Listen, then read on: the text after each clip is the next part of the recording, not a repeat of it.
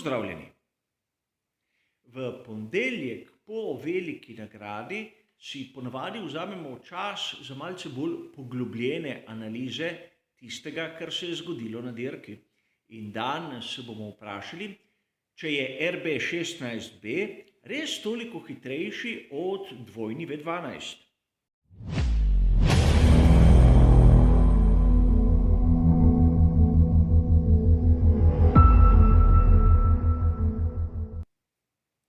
Na prvi pogled se zdi odgovor jasen in ne zasluži ne vem kako globokega razglabljanja. Max Verstappen je na veliki nagradi Francije z lahkoto nadomestil tisti zaostanek, ki si ga je pridelal z dodatnim postankom, seveda dohitel Lewisa Hamiltona in ga prehitel ter zmagal dirko. Marsikdo bi lahko iz tega sklepal, da RB16B je presneto hitrejši od Mercedesa dvojni V12. A kot običajno se bomo malce zazrli v številke in skušali ugotoviti, kje je bil tisti faktor, ki je dal praktično ta fantastičen rezultat.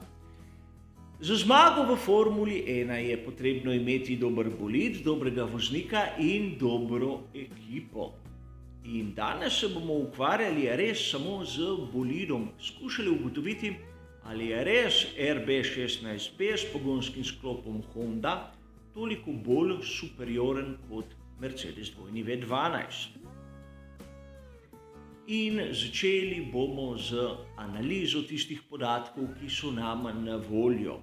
Telemetriji se bomo tokrat izognili, kajti podatki, ki so na razpolago, so tisti iz kvalifikacij. Tu na dirki, kot bomo videli, je bilo dosti drugih sprejemljivk, ki so razmerje moči rahlo postavile na glavo.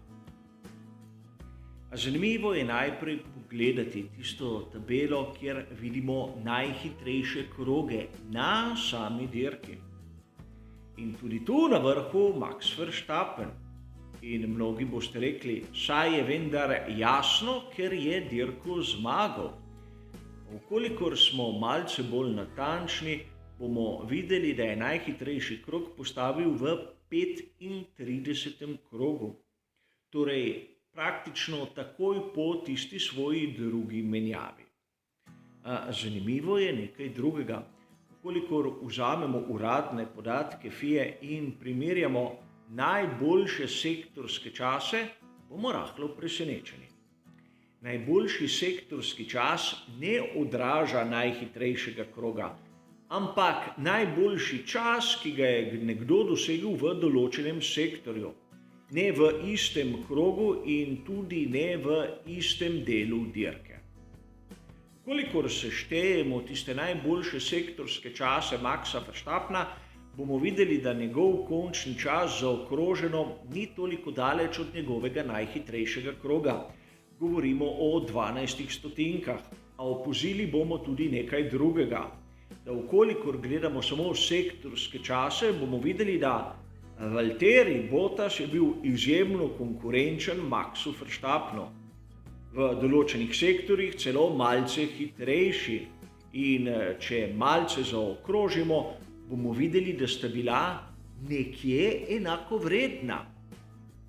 A mnogi boste sedaj začudeni, kako je možno, da Bottas na sami dirki je bil tako v podrejenem položaju Maxu Verstappenu. Sveda, kot sem povedal, tu gre za tiste najboljše rezultate v določenem sektorju. Lewisa Hamiltona tu ne bom niti spravil v analizo, kajti njegov najhitrejši krog je bil dobesedno prepočasen, govorimo o sekundi.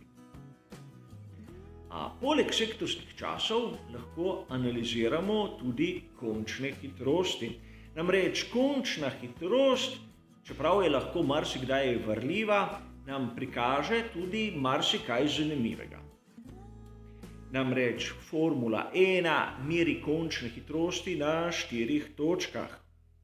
Na koncu vsakega sektorja in seveda na tisti točki, kjer se meri najvišjo končno hitrost.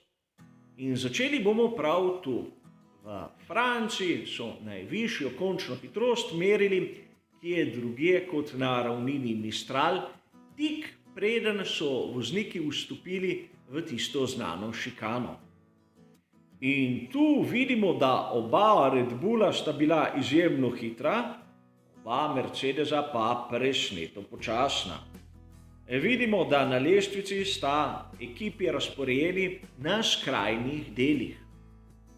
In seveda sam osebno dvomim, da pogonski sklop Mercedesa je bil tako slab v primerjavi s pogonskim sklopom Honda.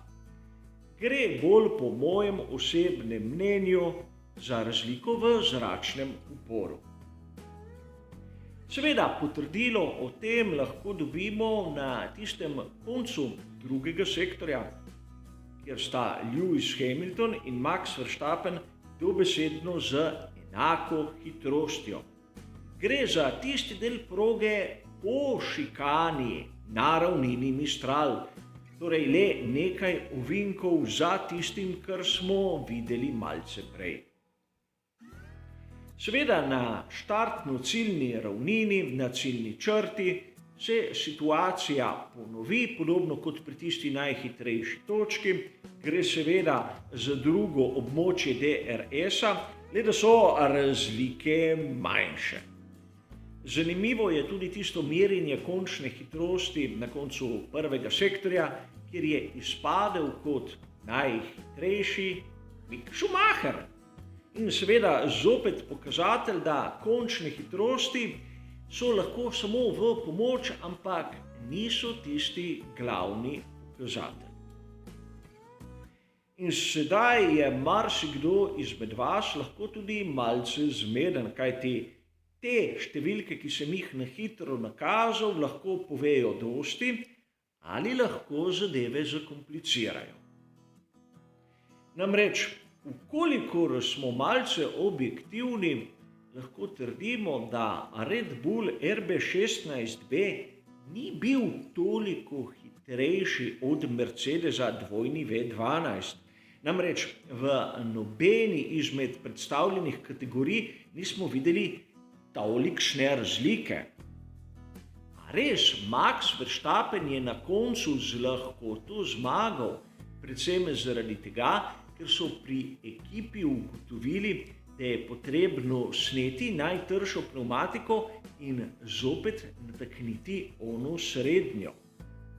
Videli smo, da je bil pomemben ritem v tisti drugi polovici, od 35. kroga naprej.